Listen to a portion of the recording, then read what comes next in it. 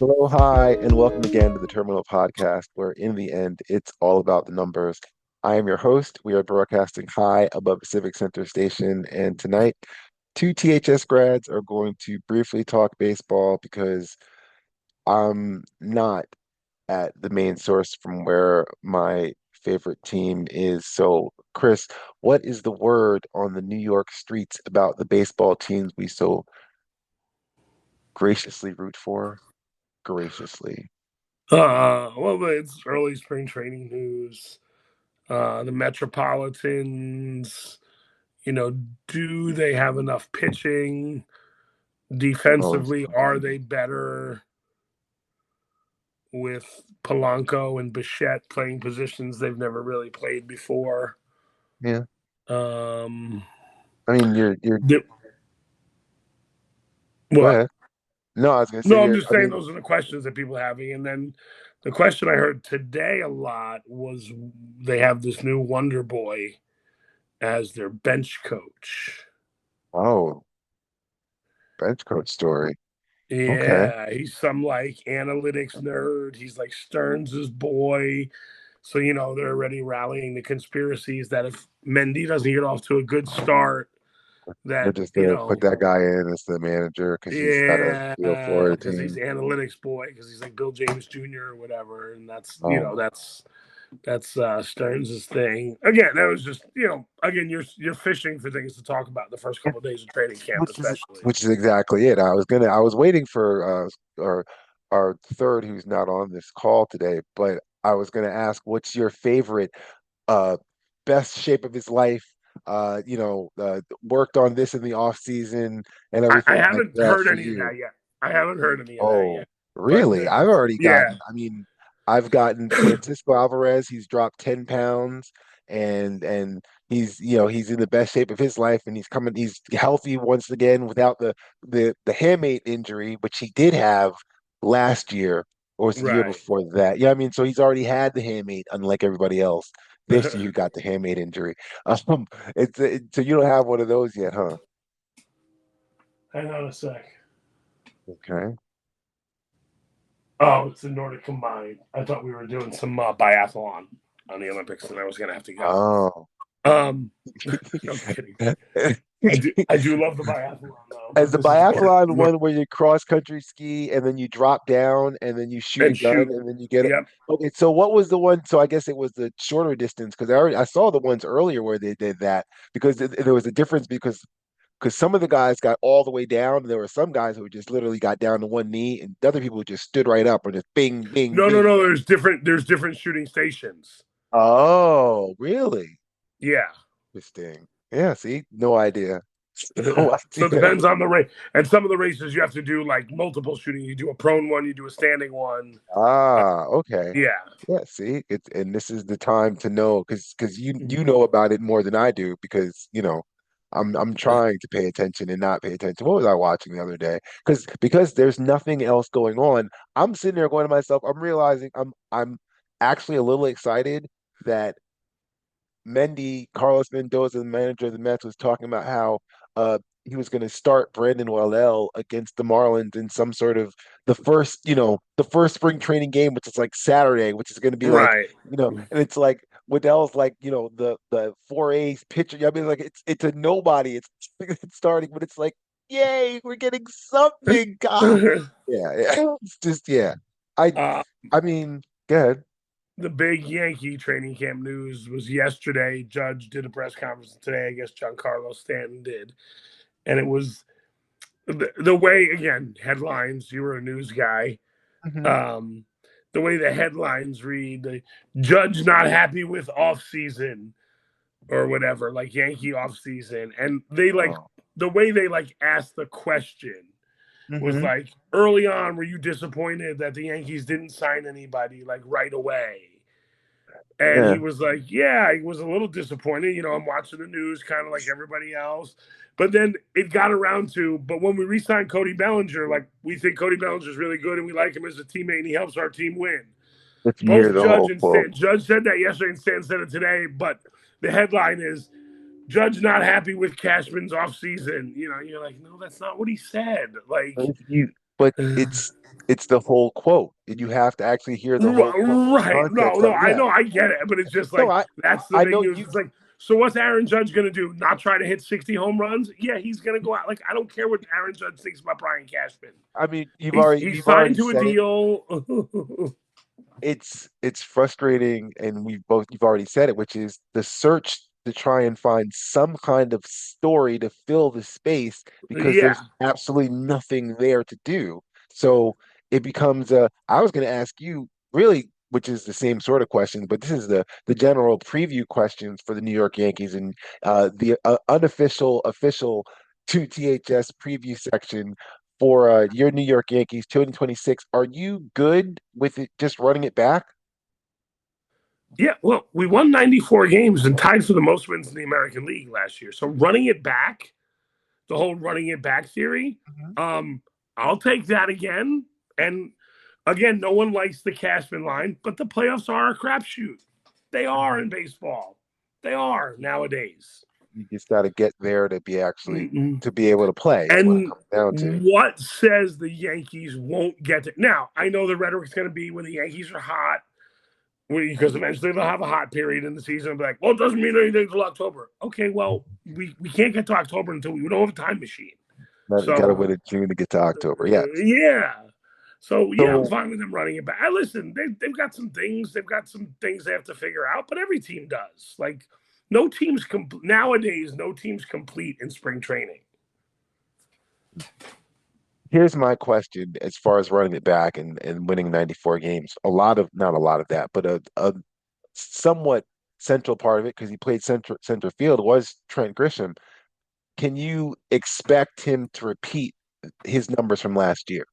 I don't know if he will, but to avoid the question and put it on other Yankee fans, they're mad that they re-signed Grisham because it's holding back Jason Dominguez's uh, growth or whatever. Well, then it, it wasn't last year because Dominguez got the first shot at it and sucked, and that's why Grisham started playing more, right? So Okay. now Grisham's going to get the first shot, and if he sucks, well, then the greatest prospect ever in Jason Dominguez will come in. So, Well, as far as prospects is concerned, is a whole different story. It's so that's your center field. That's your center field.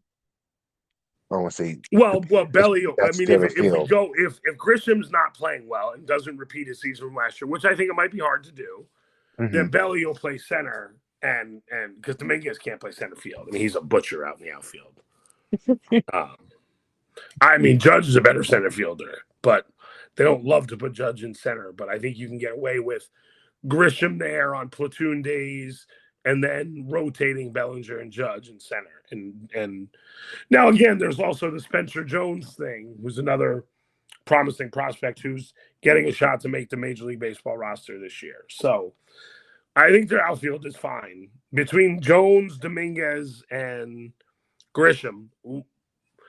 I need the three of them to be one player. I don't care if they each hit 12 home runs and that equals Hmm. 36 home runs, right? Like to me, it doesn't Yeah, matter. And it's again, getting the production to out of go that. to Yeah. go to go against the analytical things that I believe in, that's what the analytics look at. What is the production we're getting from left field? It doesn't matter who it is. It doesn't matter No, how it's tall they are. It doesn't matter if they were a prospect. It doesn't how much money they make. What is the production we're getting from that spot? You're going to how get can we production get from that Bellinger production? and Judge. And Yeah. listen, if you don't get production from Bellinger and Judge, you're screwed anyway. So So you I will remind you of this. The defending American League champions are in your division. mm, And how long do I get to make you eat a spoonful of humble pie for doubting that the Blue Jays? I told you about the Blue Jays in July. I said before the trade out, I said, "Hey, the Blue Jays are right there," and you said, "Nah, they're not going to do anything." So, do I? How many times do I get to serve that? I mean, do I at least for the next couple of weeks? It's like, yeah, I know I called it before then. So, how yeah, does it taste? okay. How does We, it? we talked about this Is when that? it happened. Okay. I know. So the Jays have done it once in 40 years. I'll This take is my odds true. with that. I'm with them in the division. I was going to say just your thoughts about what I guess it's just a general thought in terms of can you win the division or is it just Uh, making the playoffs? again, like they owned us last year. We were their bitch last year. And Yes. we finished with the same amount of wins as them in the regular season, and they won the tiebreaker because they bitch slapped us. So again, theoretically, all we have to do is get a little less bitch slapped by them, and we'll win the division. The same argument I could make is the Mets were 0-70 going into the ninth inning in games, and if they win Right. two or three of If those, you win they're four in of the them, right, you're in the play. we're in the Exactly. playoffs. We're in the playoffs, and it's not a question. So Well, the so same but way, that's the point of like the again the Yankees running it back argument.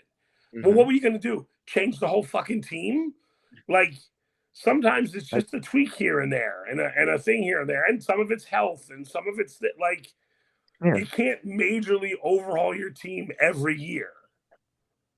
I agree, except for my team, which overhauled it significantly enough at the very least. But the overhaul was everyone seems to forget these are the same people that nobody seemed to like when they were here. And now that they're gone, they're the greatest thing. I mean, like, Right, I right. But listen,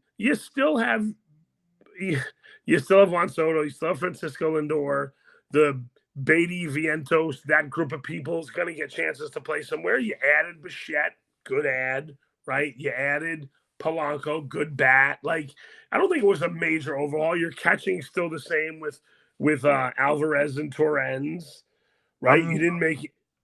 You got one pitcher, right? Who's the pitcher you got? Didn't you sign the pitcher? Freddie Peralta. Traded Right. So for like you added one here, Peralta. You added Bichette. You added him. Added Polanco. You Simeon didn't. at second base. Added Oh, that's Blanco right, at Simeon. So right. yeah. So like you just took, but Polanco, but No. The Simeon overhaul Bichette, Polanco is for Nimmo, Alvarez, McNeil. Like Nemo, no, Alonzo and Nimmo, McNeil. Alonso, and McNeil. Yeah. Right. It is essentially, yeah. Diaz is a Essentially, now lost again, a little cause. bit of the Yeah. tweaking of the Yeah, positions, no, but you I'm got a little bit younger. You got a little bit younger there you're with Bichette. You got a little you're better production with a Marcus Simeon, even though he's older.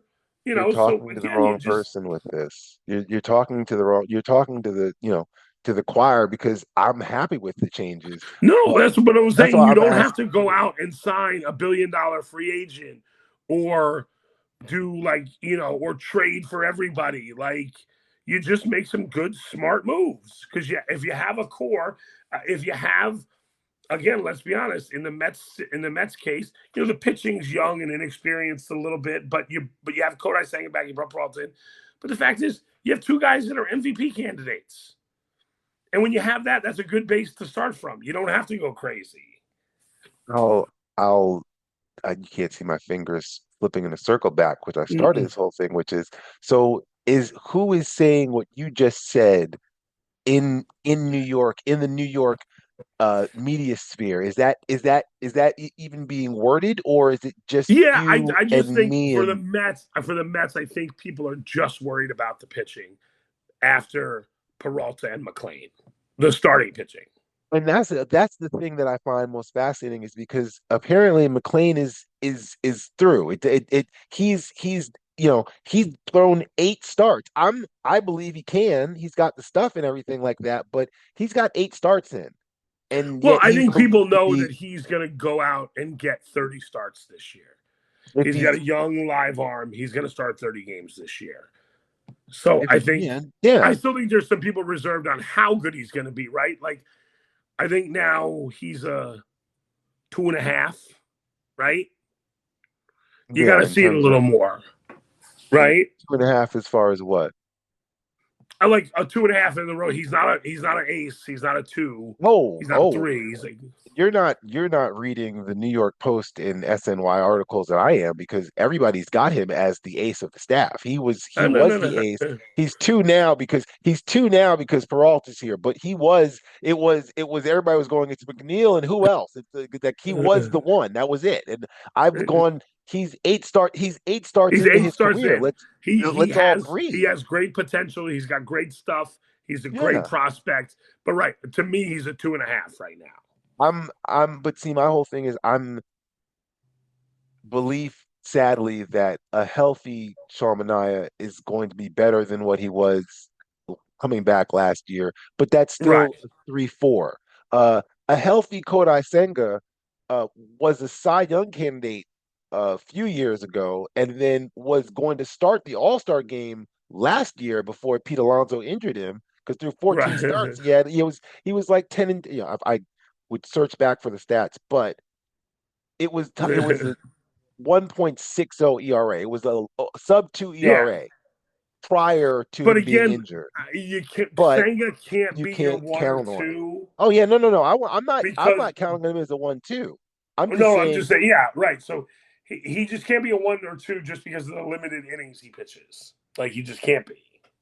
yeah, I'm this. There's no disagreement here, But but again, you if know, him and it's Mania, that's what I'm saying. If McLean elevates to a solid 2 now in a full season, and Peralta's a 1. Although I think it Minaya was and Senga are three, right four, three and that four. Then still leaves yeah, Pearson. Yeah. Look, I'm not. I It's still February. We're not even right. into March, you know, Right, that's what I'm saying. and These things have to play. You got to let them play out a little bit. You got to see the health. You got, like I said, you got to see McLean's development in spring training. His, and they'll measure his metrics more than we'll look at, his spin rate and his location and all all that. that Like, fun stuff don't like worry if that. he Yeah. gets hit. I Fans will go, oh, he gave up 3 home runs. Don't worry about 3 home runs. They're spring worried about where training. his ball's going, what his spin rate is. Like, they're not worried about 3 home runs. I'm just saying. I'm, No, just I using hear three you. home runs as an But and it's honestly, I'm hearing you, and I'm just like, I hear it every year, and it's like that's right because it's baseball talk, and I miss it so much, and I I really do long for just to talk about baseball, but I You don't want will. to talk about the Nordic combines that's going on right now? I was gonna ask you. So the when it comes to the Olympics and everything like that, I'm trying to think what I was watching yesterday. And um were you watching it was I don't even know what the thing was. It was just you jumped off of it. You skid down this really shoot thing and then you jumped off and you kind of had to flatten yourself off as best as Yeah, it's just a ski possible. jump. Yeah, it's a ski jump. Okay. So I didn't realize that it's judged. It's a Yeah, combination of basically distance and judge. your landing is judged. Yeah. Okay, so the judgment part of it, because I'm sitting there going, I'm watching them going, I guess the distance is sort of should be important enough, but no, you're judged on it as well. So I didn't understand how that was working, which was perfectly fine. But the thing that threw me off is not the right word. The thing that made it it's a chef's kiss was it started snowing. And so halfway through, like literally, there was about three other jumpers that were waiting to go, and they called it.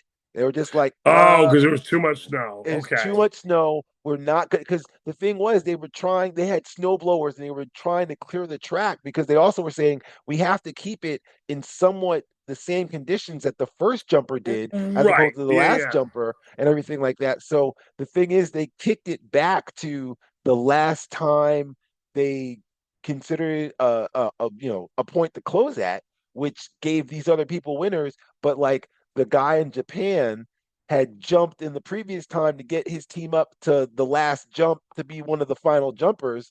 And they were, going into that thing were like in first. It was the strangest thing. But, it's like basically there were three jumpers waiting to go, and any of those jumpers could have won the gold for their team, but Right. didn't get a chance to jump. But it's a ski jump thing in this Winter Olympics. So it was like I watched it and was like, wow, that sucks. What's next? It's like, yeah, I I think was watching I was watching the ski freestyle jump, which is where they do tricks, mhm. right? They spin, but this afternoon, and it was snowing from the beginning. And then they were saying, like the play-by-play guy was saying to the color guy, like, "Oh, do they ever think about like stopping this or canceling this?"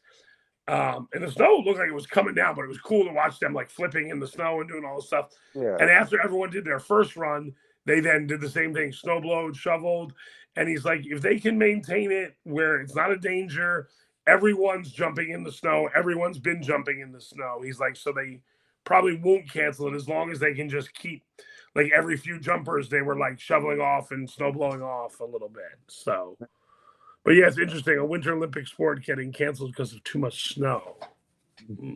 I didn't have that on my bingo card.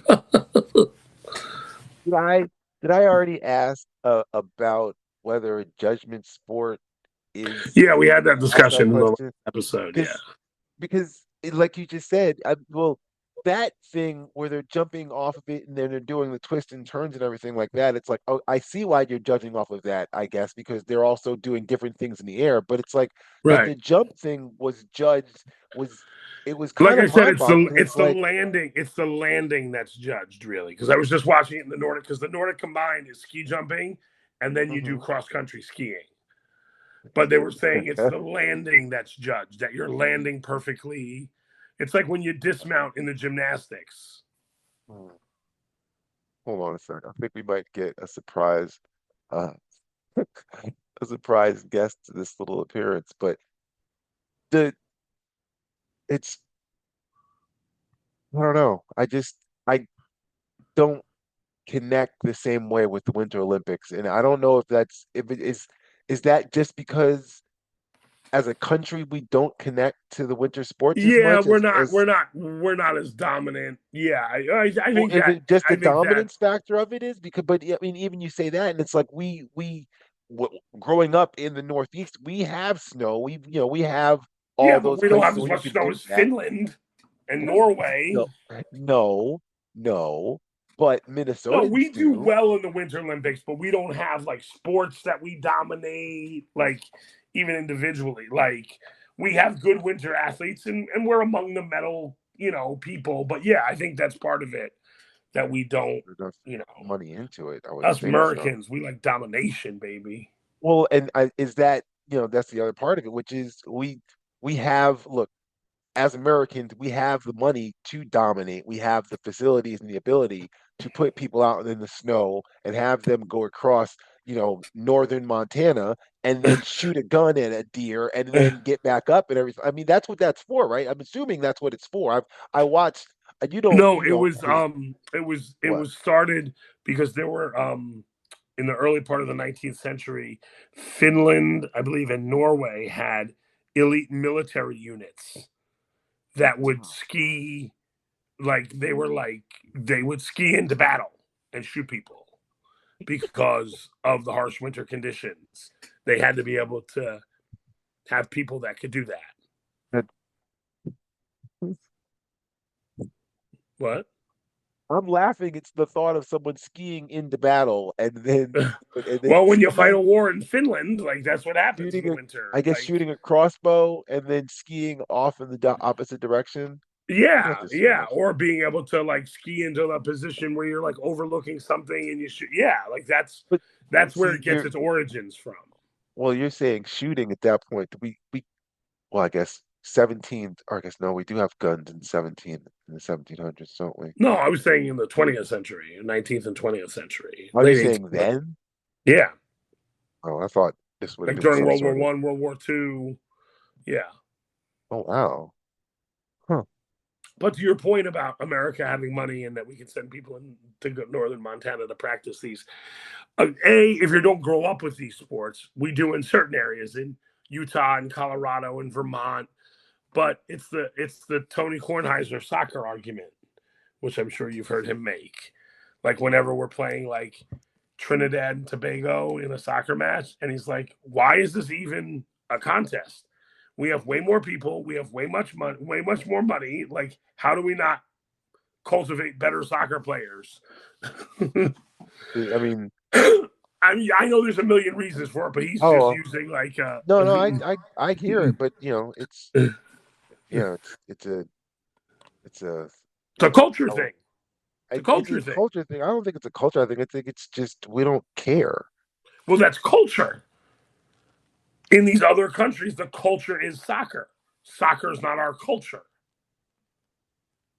Okay. I mean, I don't think we care. Honestly, I don't think we don't really care about much anymore as far as, it's we care about you say we don't care about soccer, but there are legions and legions of soccer moms. There's a whole soccer mom phrase. That's a term. There's Yes.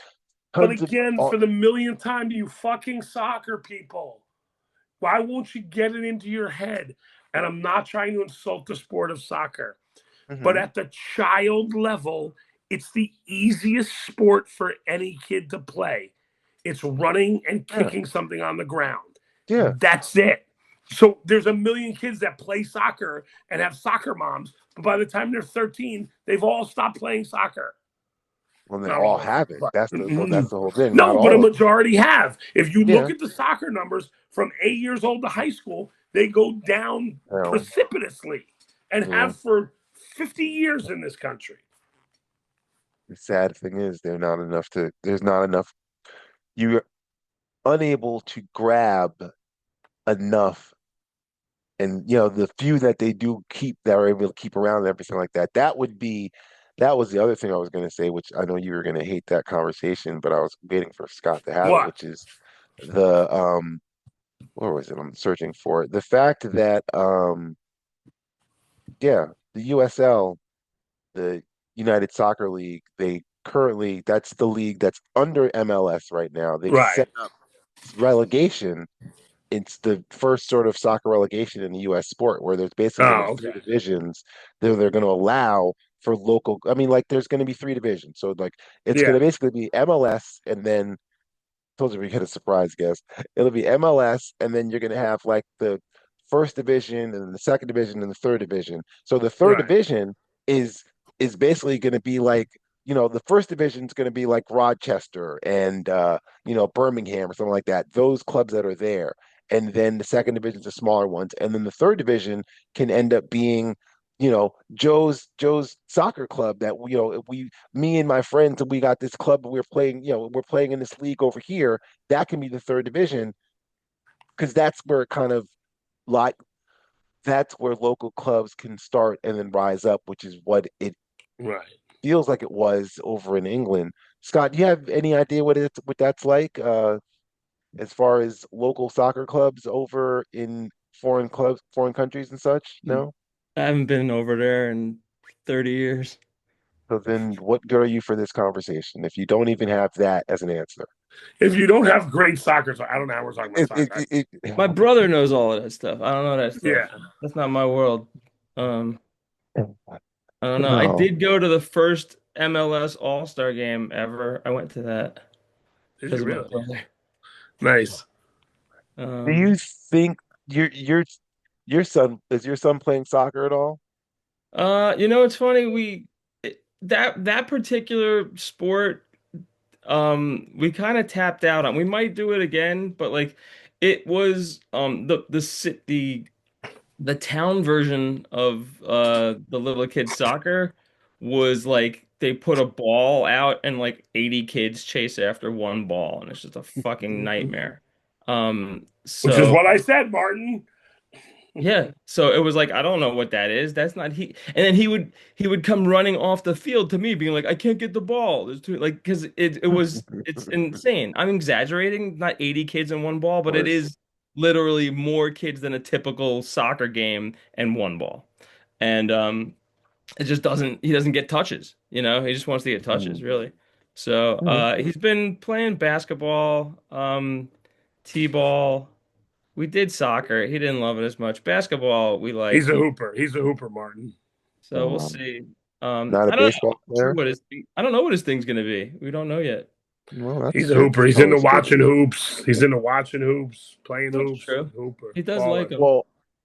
Well, I'll ask you because we started this conversation off with spring training. Are you into watching spring training and all the little bits and such about as Arizona? Are you eager for this weekend when the first little inklings of spring training games start? I mean, yes and no. So yes, I'm excited about it, but I will not watch more than an inning of spring training Oh yeah, baseball. no. Like I have again, I've got the app, so I will check in daily to see. box scores and highlights and that kind of stuff, but I'm not sitting and watching uh innings of spring training No, necessarily. no, it's all in the background, if anything. So the same Yeah. question. So the other question I'll ask you, what if you got a favorite best shape of your life coming reporting to spring training? I learned this pitch in the off season, or I did this with my swing, or anything like that. Is there anything that's hit your fancy button so far? You're talking about there's I need to hear that question again. I'm not sure exactly. He's saying, have you heard of a D-backs player that's quote unquote in the best shape of his life, or some guy came in with a new pitch that he's gonna? You know, what's funny is I uh we're recording this. This is being recorded Sure. for. So I think that my particular team gets like shafted in the media consistently. Because we're not a major franchise. We've got kind of our one writer that covers the team well, but like you get a lot of these other guys taking pot shots at the team. um, so for example, what's his name? Perdomo had an amazing year last year. He's a great ball player, and he's Mhm. now in all these lists of the top 50 or top 60 players of the, Mhm. going into going into the year. And then I hear all these guys like dogging him, like he's never have he had his best season last year. He's never gonna reach those kind of numbers again. Like I would take him, Yeah. but that's all these guys talking fantasy nonsense, probably like trying to, go heavy on statistics. The dude's a great ball player, and he's Hmm. on a team with all these dudes that really like him, and that like he's the heart and soul of the team, and he keeps getting better. I don't know why, you know, Right. why this year he's not going to be good. Like I don't know, I don't understand. I guess I don't understand the logic. And like, this guy's not going to have his greatest season. I don't know. He seems to be playing great ball, and they re-signed all the guys around him that he likes, and that the team, it feels like a good squad. They got all the guys back that they wanted. I don't know. We'll see. But Well, for the fancy stat nerds, Perdomo led the NL in WAR last year. quietly, It's that he's probably the third best player on the squad. Actually, that's with really hard to say because Perdomo, Ketel Marte Marte, and and then Corbin Carroll. Corbin Yeah. Carroll. And he Didn't you bounced guys back. He just bounced sign? back a little last year. I'm gonna say, Got didn't himself the back. Marty, what you was your talking question? about Perdomo, right, Yeah. Chris? Yeah, Perdomo had the best WAR in the NL last year. I just looked it up. You were talking about bouncing back. I was saying Oh no, I was the saying Corbin Diamondbacks. Carroll bounced back health wise a little Ah, bit. you guys just signed not all, but a whole bunch of free agent arms to kind of fill out the staff, right? I know Gallon came back was one. Who was the other one that you We got guys? Merrill Kelly back as well. Yeah. So, Yeah. um, we got Corbin Burns had Tommy John last year, I believe. So we'll see if when he comes back into the fold. Um, they went and got a bunch of other arms as well. They got a guy from the A's I saw yesterday. I don't know who he was. You should have got Corbin Burnson. They got Corbin Burnson. He's gonna be good at shortstop. Um, Third base. Third base. He's a third Third baseman. base. Roger Dorn's third baseman. Yeah, Roger Dorr, the third baseman. Good stuff. Um, but Lourdes Gurriel had a great season as well. He got injured at the end of the season, but I think he'll be back this year. They got again, it's a fun team to watch. I really enjoyed that squad. They went to the World Series completely unexpectedly, and Yeah, a fun to couple years watch a later. team that like goes out there and tries, I don't know. I don't know if you've watched a team that like doesn't try, and it's very, very frustrating. I think we've all Yeah, had that at some point. we all have. And I'm going to use that as opportunity to transition to the ending of this, which always ends with a trivia question, and it's the beginning of it's not the end, actually, for Paul Goldsmith, because upon hearing your request a podcast or two ago, you wanted him to return to the desert. Instead, the 38-year-old signed a 1-year deal to remain in the Bronx and for Chris's Yankee team that he roots for. Basically, to back up Ben Rice, right, at first base. Yeah. Yep. Be a Kevin Costner, Tim Robbins comedy without passing Susan Sarandon back and forth kind of thing. Uh, Yes. Goldie played his first 8 seasons in Arizona, 6 All-Star appearances, 5 times he received MVP votes, throwing three Golden Gloves, and it's a wonder why they let him And a go. partridge in a pear tree. To pour salt on your wound, Scott, the question I'm looking for, how many silver sluggers did he earn during his 8 years in Arizona? How many Silver Slugger awards did he win in his 8 years? That is the Maybe number I'm looking for. maybe three. Three. Chris, what do you got? I'm gonna say, how many years did he play with the Eight. D bags? Eight. Yeah, Eight I'm gonna go years. 5. I'm gonna go 5. Go five, 3 and 5. Those are the numbers. Thanks for listening. However, whether you're on Spotify, Apple, or Pandora, you can watch this and every episode of the Terminal Podcast at youtube.com/at Terminal Pod. It's the channel for all your questions. The answer to tonight's trivia question will be in the description for this episode. Chris, Scott, a late arrival, but thank you both. We'll be back soon enough with hopefully something better to put down. Take it easy down your life's highway and have a good evening.